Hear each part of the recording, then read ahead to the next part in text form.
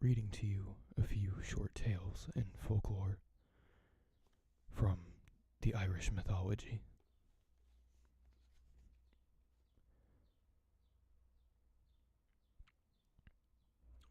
This one is called The Legend of Knockfierna. It is a very good thing not to be any way in dread of the fairies, for without doubt they have then less power over a person. But to make free with them, or to disbelieve in them altogether, is as foolish a thing as man, woman, or child can do. It has been truly said that good manners are no burthen, and that civility costs nothing. But there are some people foolhardy enough to disregard such doing a civil thing, which, whatever they may think, can never harm themselves or anyone else, and who at the same time will go out of their way for a bit of mischief, which can never serve them. But sooner or later, they will come to soon know, as you shall hear of Carol O'Daly, a strapping young fellow at Connacht, whom they call, in his own country, Devil Daly. Carol O'Daly used to go roving about from one place to another, and the fear of nothing stopped him. He would as soon pass an old churchyard or a regular fairy ground at any hour of the night as go from one room into another without ever making the sign of the cross or saying, "Good luck attend you, gentlemen."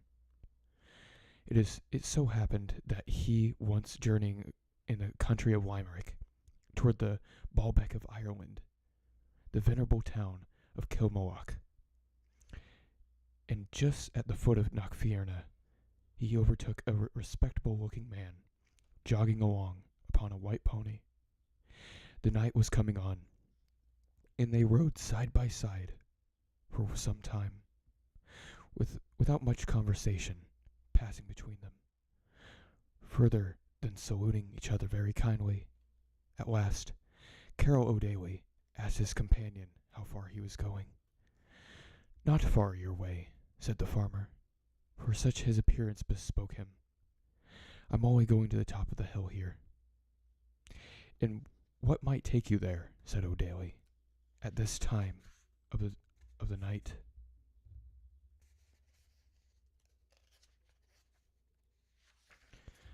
"Why then," replied the farmer, "if you want to know, 'tis the good people." "The fairies, you mean?" said O'Daly. "Whist, whist," said his fellow traveller, "or you may be sorry for it." And he turned his pony off the road. They were going towards a little path which led up to the side of the mountain, wishing Carol O'Daly good night and safe journey.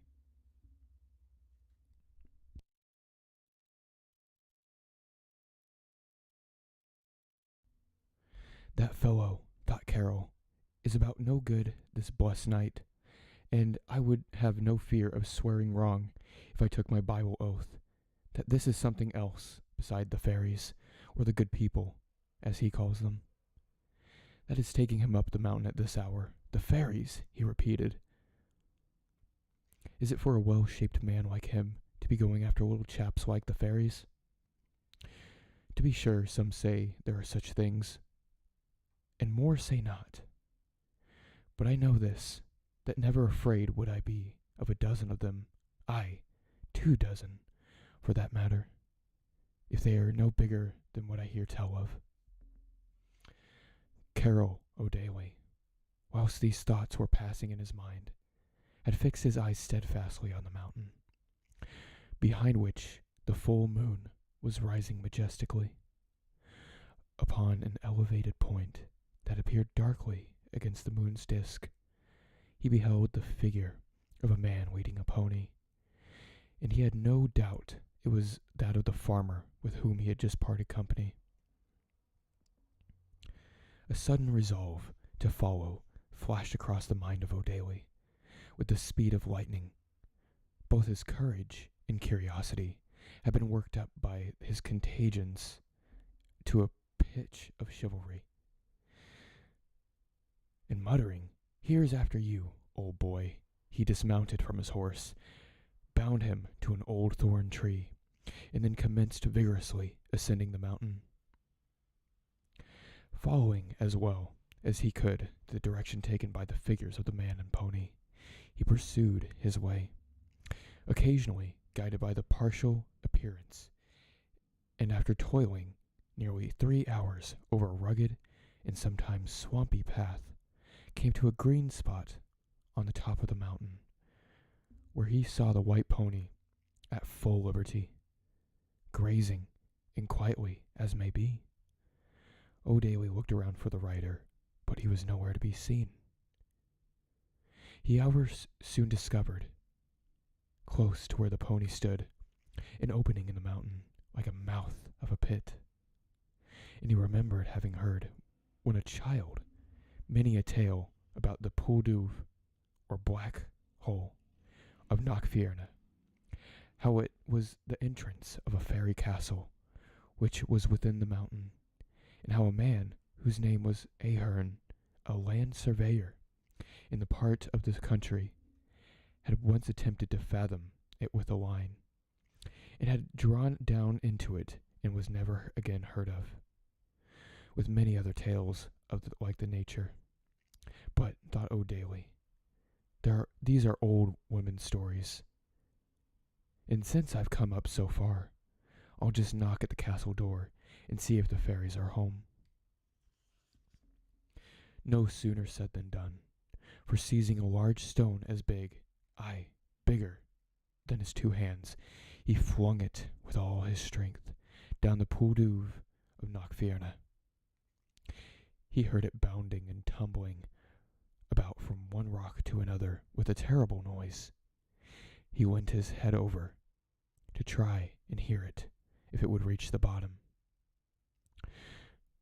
When what should the very stone he had thrown in do but come up again with such a force as he had thrown, and gave him such a blow full in the face that it sent him rolling down the side of Knockfierna, head over heels, tumbling from one crag to another, much faster than he came up. In the morning, Carol O'Daly was found lying beside his horse.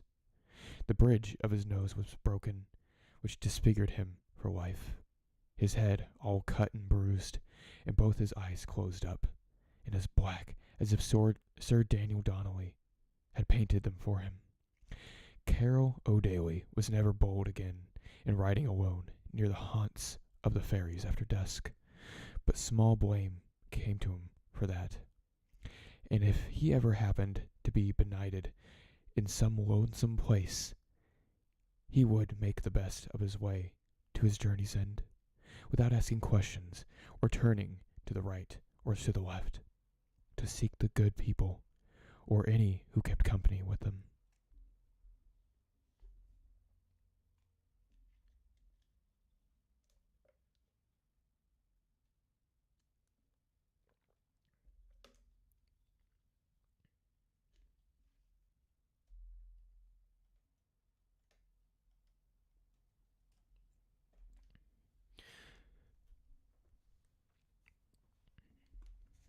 Finn and his men bewitched. The king of Greek's daughter had a great spite to Finn Macumhale, and Gol, one of his great heroes, and Oscar, his grandson. So she came one day and appeared like a white doe before him, and bedad he chased her with his 2 hounds, Bran and another, till she led them away to the bottom of the black north. She vanished from them at the edge of the lake, and while they were looking for her, a beautiful lady appeared, sitting on the bank, tearing her hair and crying. "What ails you, lady?" said Finn. "My ring has dropped into the water," says she, "and my father and mother will murder me if I go home without it." I'll get it for you, says he, and he dived 3 times, one after another, for it. The 3rd time, he felt the chill of death on him, and when he was handing the ring to her, he was decrepit, weak, gray-haired man. Now, says she, maybe you'll remember the king of Greek's daughter, and how you killed her husband and her 2 sons. If I did, says he, it was on the battlefield, fighting man to man. She left him there as helpless as the child 2 days old. It went away with herself. There was great sorrow and trouble that night at Finn's house, and the next day all his warriors, except Oscar, set out after him. Well, they traveled and they traveled, till they were tired and hungry, and at last they entered an old fort. And what did they see but a fine table laid out, and 7 stone seats around it? They were too hungry to make much ceremony, so they sat down and ate and drank. And just as they were done, in walks the lady, and says she, Sith ye, merry gentlemen, I hope your meal agreed with you. Finn is at the edge of the lake, you see down there. If you like, you may come with me to pay him a visit. They gave a shout of joy, but bedad, when they offered to get up, they found themselves glued to their stone seats. Oh, weren't they miserable? And they could see poor Finn lying on a bank by the side of the lake, not far, and not able to stir hand or on foot. There they stayed in grief for a day and a night, and at last they saw Oscar following Bran, that was going after 100 miles in quest of him. Bran found Oscar lying asleep by the lake of Killarney, and he barked so loud that the wolves, deers, foxes, and hares ran 50 miles away. The eagles and kites and hawks flew 5 miles up in the sky, and the fish jumped out on dry land. Never wake did Oscar wake. And then Bran bit his little finger to the bone. Tetheration to you for an Oscar, says poor Bran. And then he was so mad he seized him by the nose. Very few can stand to have any liberty taken with the handle of the face. No more did Oscar. He opened his eyes and was going to make giblets of the dog, but when he put up the muzzle and began to keen, then trotted off, looking round at Oscar. Oh, says he, Finn or Gull is in danger, and he followed him hot-foot to the north. He came up to Finn, but could hardly hear what he was striving to tell him. So Oscar put Finn's thumb to his lips. For himself, it wasn't able to stir hand or foot. And now, Finn, says he, by the virtue of your dead silence, go to the fairy hill, and make the enchanter that lives there give you the drink of youth.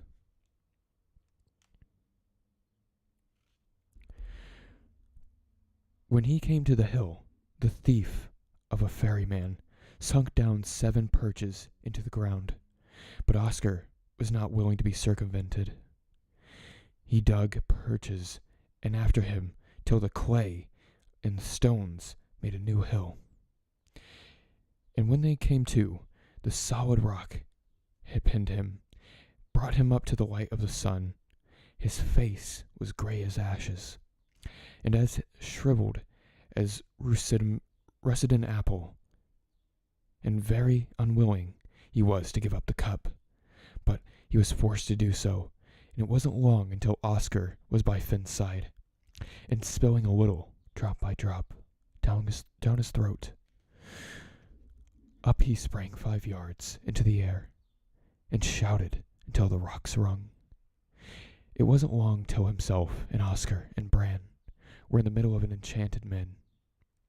Well, they were nearly ashamed of themselves, pinned to their seats, but Oscar didn't leave them long in grief. He spilled some of the cup down every man's thigh, and freed he was. But, be the laws, there wasn't hardly a drop in the cup when it came to Auncrin in the masked game. Foul-mouthed, bald Conan. He could only free part of one thigh, and at last, Oscar, getting impatient, took him body and sleeves, and pulled him off the stone. What a roar he let out of him! His breeches, if it's breeches they wore in them in old times, stuck to the seat, and a trifle of Conan's skin along with it. "Wisht," says Oscar, "we'll get a sheepskin sewed on you, and you'll be as comfortable as any Mayboy after it." Well, when they were all free, they gave 3 shouts that were heard as far as the Isle of Man. And for a week after they got home, they done nothing but eating the vengeance of goats and deers, and drinking wine and mead and beer that the Danes learned them to make from the heath. And gentle and simple might go in and out and eat and drink, and no one was there to say, "Who asked you to visit us?"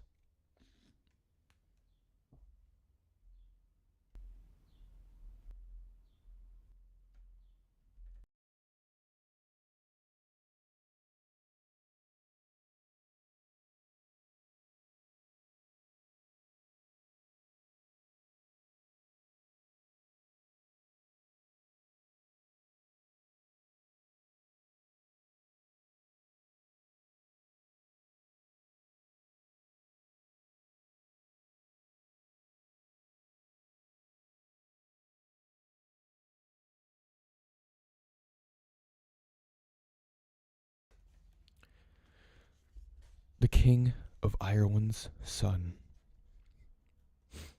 There was a king's son in Ireland long ago, and when he went out and took with him his gun and dog, there was snow out. He killed a raven. The raven fell on the snow. He never saw anything whiter than the snow, or blacker than the raven's skull, or redder than its share of blood that was pouring out. He put himself under Gesea and obligations of the year, that he would not eat 2 meals at one table, or sleep 2 nights in one house, until he should find a woman whose hair was as black as the raven's head, and her skin as white as the snow, and her cheeks as red as the blood. There was no woman in the world like that, but one woman only, and she was in the eastern world. The day on the morrow he set out, and money was not plenty, but he took with him 20 pounds. It was not far he went until he met a funeral, and he said that it was good for him to go 3 steps with the corpse.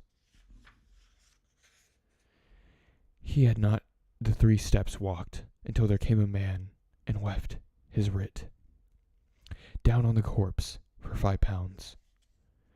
There was a law in Ireland at the time that any man who had debt upon another person, that person's people could not bury him, should he be dead without paying the debts, or without the leave of the person to whom the dead person owed the debts.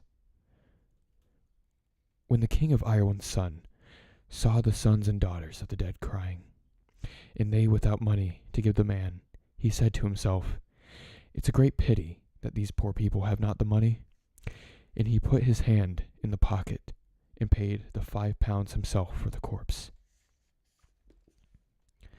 After that, he said he would go as far as the church to see it buried. Then there came another man and left his writ on the body for 5 pounds more. "As I gave the first 5 pounds," said the King of Erin's son to himself, "it is good for me to give another 5, and to let the poor man go to the grave." He paid the other 5 pounds. He had only 10 pounds at this point.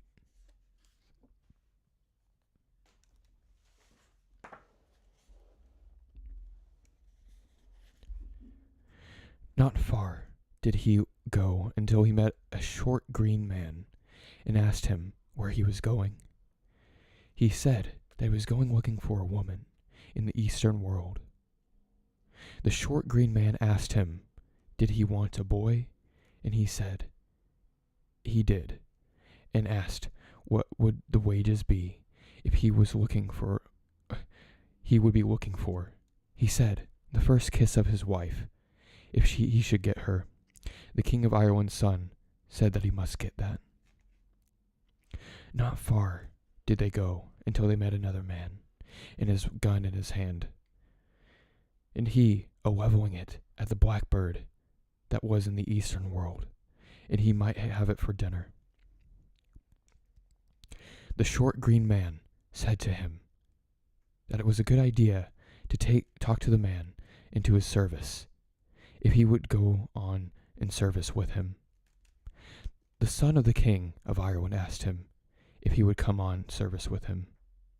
I will, said the man, if I get my wages. And what is the wages that you'll be looking for? The place of a house and garden. You'll get that if my journey succeeds me. The King of Ireland's son went forward with the short green man and the gunner. It was not far they went until a man met them, and his ear left to the ground as he was listening to the grass growing. It's as good for you to take that man into your service, said the short green man. The king's son asked the man whether he would come with him on his service. I'll come if I get the place of a house and garden.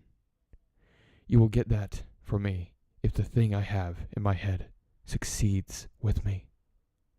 The son of the King of Ireland, the short green man, the gunman, and the earman went forward, and it was not far they went until they met another man, and his one foot on his shoulder, and he keeping a field of hares without letting one hair in or out of the field. There was a wonder on the king's son, and he asked, what was the sense of his having one foot on his shoulder like that? Oh, says he, if I had my 2 feet on the ground, I should be so swift that I would be out of sight. Will you come on service with me? Said the king's son. I'll come if I get the place of a house and a garden. You'll get that if the thing I have in my head succeeds with me. The son of the King of Ireland, the short green man, gunman, the earman, and the footman went forward, and it was not far they went until they came to a man, and he was turning round a windmill with one nostril, and his finger left on his nose, shutting the other nostril. Why do you have your finger on your nose? Said the King of Ireland's son. Oh, says he, if I were to blow with the 2 nostrils, I would sweep the mill altogether out of that up into the air. Will you come on higher with me? I will, if I get the place of a house and garden. You'll get that if the thing I have in my head succeeds with me. The son of the king, the short green man, the gunman, the earman, the footman, and the blowman went forward until they came to a man who was sitting on the side of the road, and he breaking stones with one thigh, and he had no hammer or anything else. The king's son asked him why he was breaking stones with half his thigh. Oh, says he, if I were to strike them with the double thigh, I'd make powder of them. Will you hire with me? I will, if I get the place of a house and garden. You'll get that if the thing I have in my head succeeds with me. Then they all went forward together, the son of the king, the short green man, the gunman, earman, footman, blowman, and the man who broke stones with the side of his thigh. and they would overtake the March wind that was before them, and the March wind that was behind them would not overtake them, until the evening came and the end of the day. The king of Ireland's son looked from him, and he did not see any house in which he might be that night. The short green man looked from him, and he saw a house, and there was not the top of a quill attached to it, nor the bottom of a quill inside of it, but only one quill alone, which was keeping shelter and protection on it. The king's son said that he did not know where he should pass that night, and the short green man said that they would be in the house of the giant over there that night. They came to the house, and the short green man drew the kuaya kori on the pole of combat, and he did not leave child with woman, foal with mare, pigeen with pig, or badger and glen, that he did not turn over 3 times with the quantity of the sound he knocked out of the kuaya kori. The giant came out, and he said, "I feel the smell of the melodious lying Irishman under my little sod of country." "I am no melodious lying Irishman," said the short green man, "but my master is out there at the head of the avenue, and if he comes, he will whip the head off you."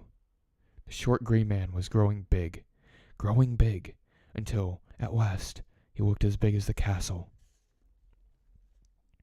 There came fear on the giant, and he said, "Is your master as big as you?" "He is," said the short green man, "and bigger." "Put me in hiding till morning, until your master goes," said the giant. Then he put the giant under lock and key, and went out to the king's son. The king of Ireland's son, the gunman, earman, footman, blowman, and the man who broke stones with the side of his thigh, came into the castle, and they spent that night, a third of it storytelling, and a third of it with Fenian tales, and a third of it in mild enjoyment of slumber and of true sleep. When the day on the morrow arose, the short green man brought with him his master, gunman, earman, footman, blowman, and the man who broke stones with the side of his thigh, and he left them outside at the head of the avenue. And he came back himself, and took the lock off the giant. He told the giant that his master sent him back for the black cap that was under the head of the bed. The giant said that he would give him a hat that he never wore himself, but that he was ashamed to give him the old cap. The short green man said that unless he gave him the cap, his master would not come back, and he wouldn't strike the head off of him.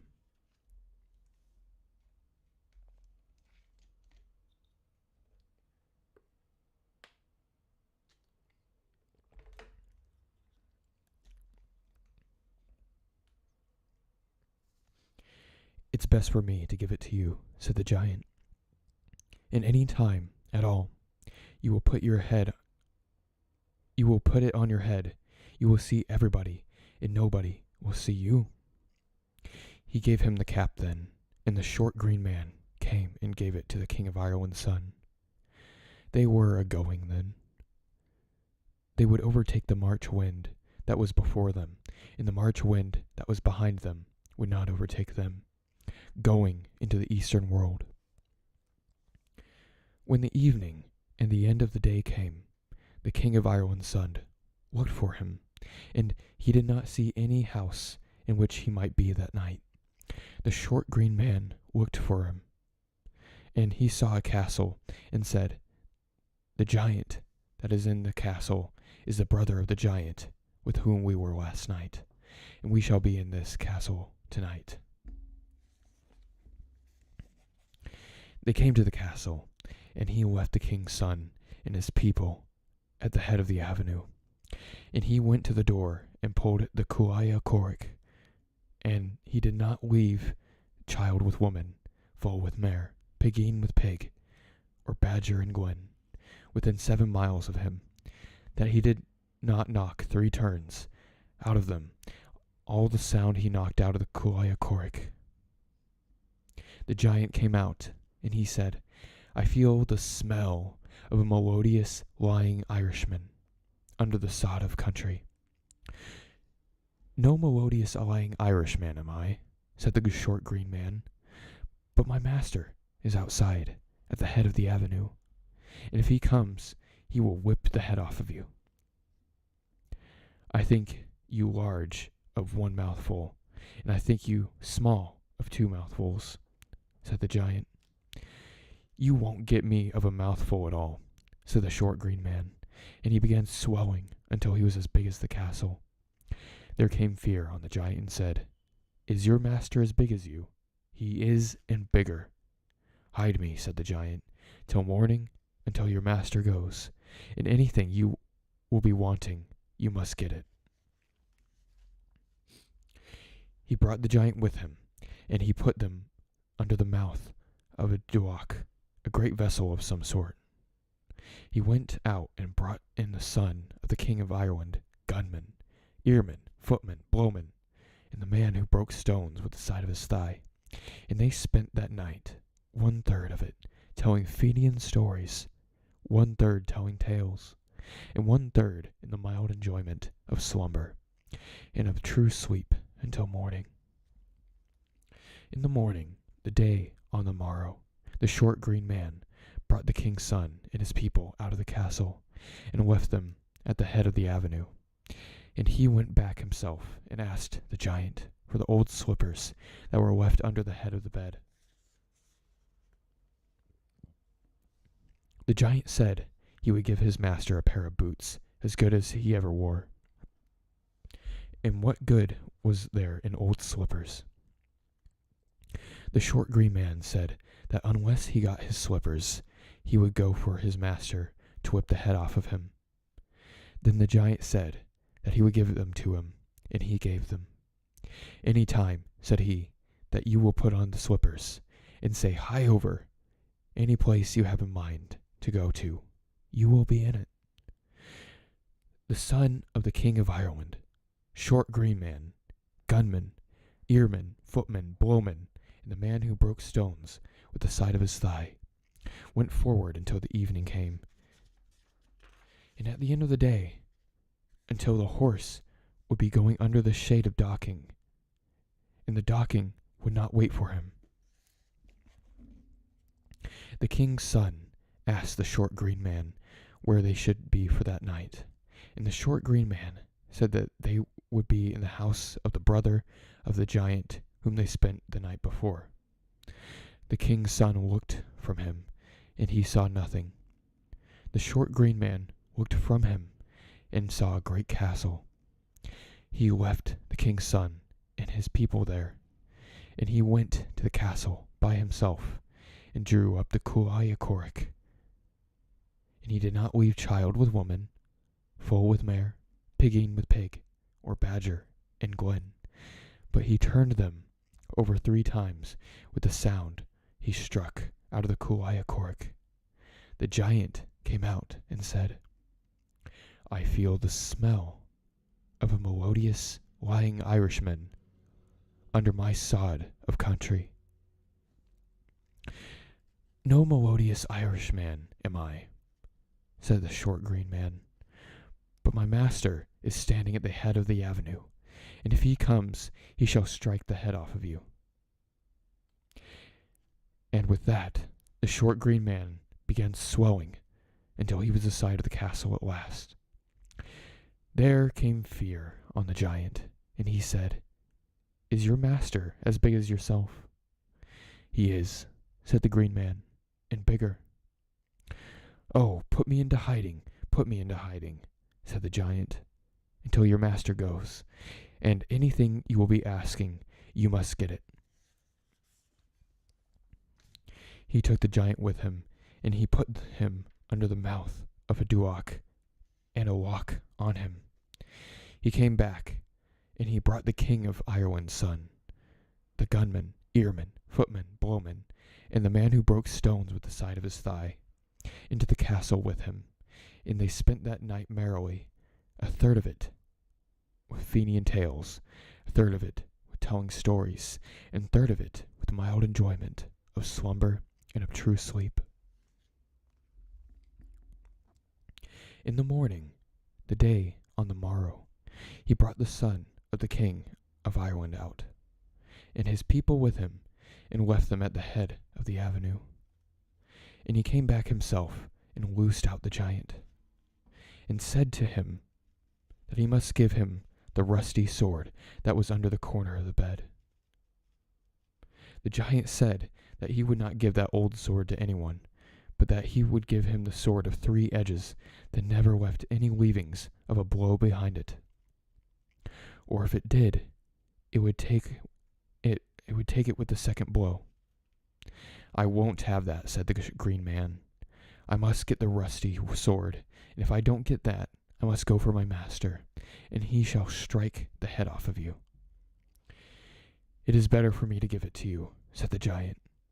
In whatever place you will strike a blow with that sword, it will go to the sand through it, where iron were before it. Then he gave him the rusty sword. The son of the king of Ireland, gunman, earman, footman, blowman, and the man who broke stones with the side of his thigh, went forward after that until evening came, and at the end of the day, until the horse was going under the shade of the docking, and the docking would not wait for him.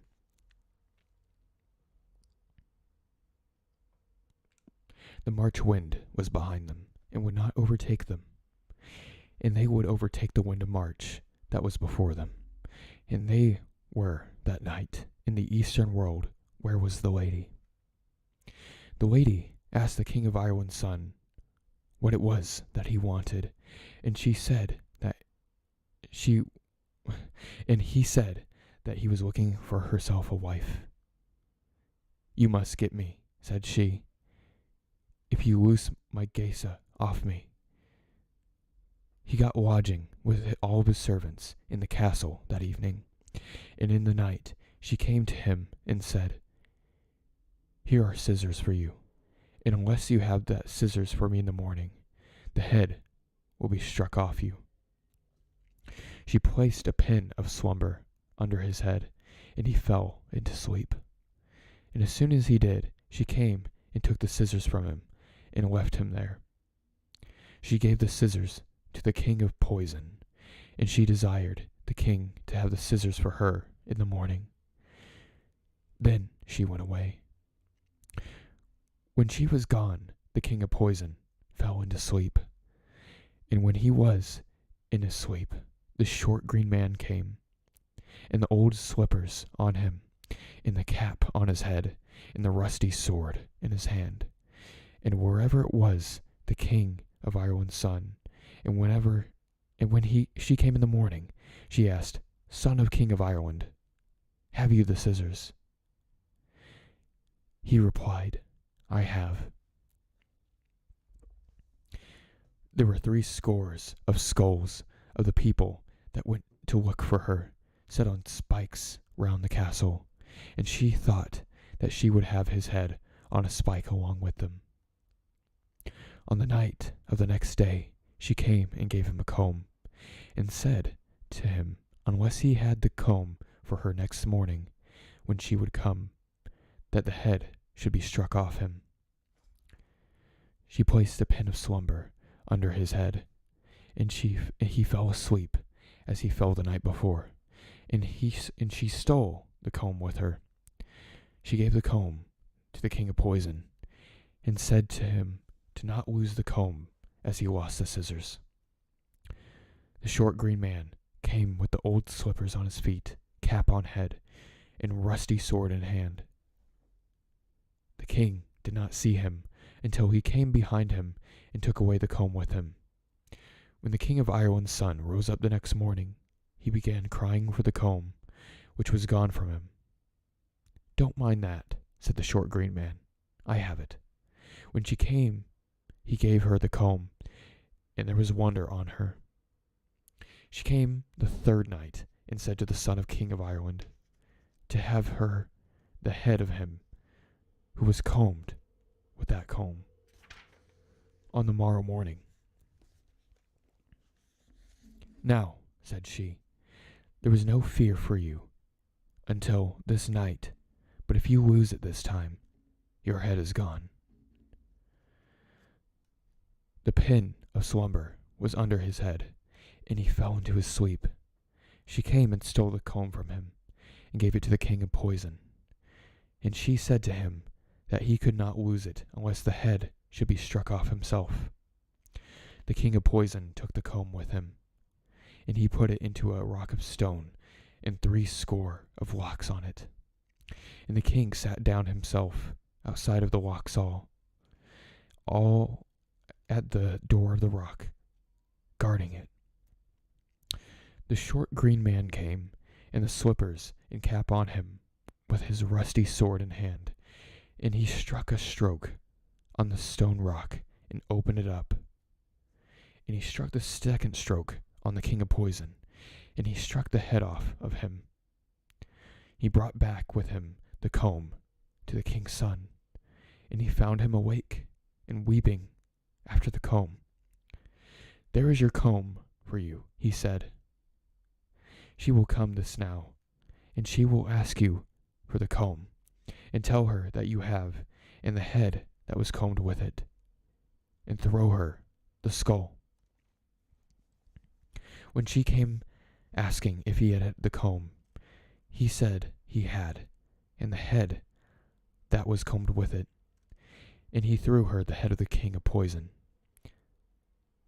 When she saw the head, there was great anger on her, and she told him he never would get to marry until he got a footman to travel with her, runner for 3 bottles of the healing balm out of the well of the western world. And if her own runner should come back more quickly than his runner, she said his head was gone.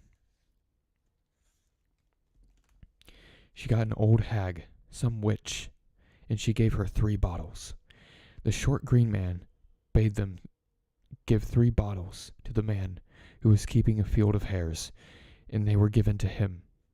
The hag and man started, and 3 bottles with each of them. The runner of the king's son was coming back halfway on the road home, while the hag had only gone halfway to the well. Sit down, said the hag to the foot runner when they met, and take your rest, for the pair of them are married now, and don't be breaking your heart running. She brought over a horse's head and a slumber pin in it, and laid under its head. And when he lay down, his head on it, he fell asleep. She spilt water where he had, and she went. The short green man thought it was long until they were coming, and he said to the earman, lay your ear to the ground, and try, are they coming? I hear the hag a-coming, said he, but the footman is in his sleep. I hear him a-snoring. Look from you, said the short green man to the gunman, till you see where the foot runner is.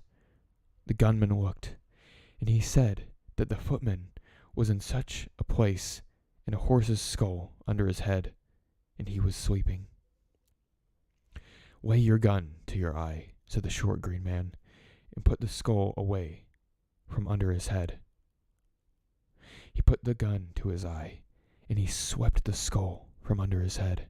The footman woke up, and he found that the bottles which he had were empty, and it was necessary for him to return to the well again. The hag was coming then, and the foot runner was not to be seen. Says the short green man to the man who was sending round the windmill with his nostril, rise up and try, would you, to put back that hag. He put his finger to his nose, and when the hag was coming, he put a blast of wind under her that swept her back again. She was coming again, and he did the same thing to her. Every time she used to be coming near, he would be sending her back with the wind, and he would blow out of his nostril. At last he blew with 2 nostrils and swept the hag back to the western world. Then the foot runner of the King of Ireland's son came, and the day was won.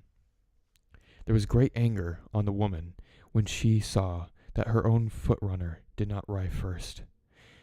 And she said to the king's son, "You won't get me now till you have walked 3 miles without shoes or stockings on steel needles." She had a road 3 miles long, and sharp needles of steel shaken on it as thick as the grass, and their points up. Said the short green man to the man who broke stones with the side of his thigh, "Go and blunt those." The man went on them, and with 1 thigh he made stumps of them. He went on them with the double thigh, and made powder and parsuch of them. The King of Ireland's son came and walked 3 miles, and then his wife he has gained. The couple were married then. The short green man was to have his first kiss. The short green man took the wife with him to a chamber, and he began on her. She was full up of serpents, and the king's son would have been killed with them when he went to sleep. But the short green man picked them out of her. He came to the son of King of Ireland and said, "You can go with your wife now. I am the man who was in the coffin that day, for whom you had paid the 10 pounds. And these people who are with you, they are servants whom God has sent you." The short green man and his people went away then, and the King of Ireland's son never saw them again. He brought his wife home with him, and they spent a happy life with one another.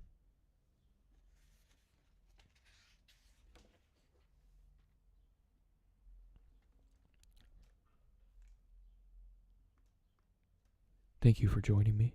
That was Irish Folk Tales.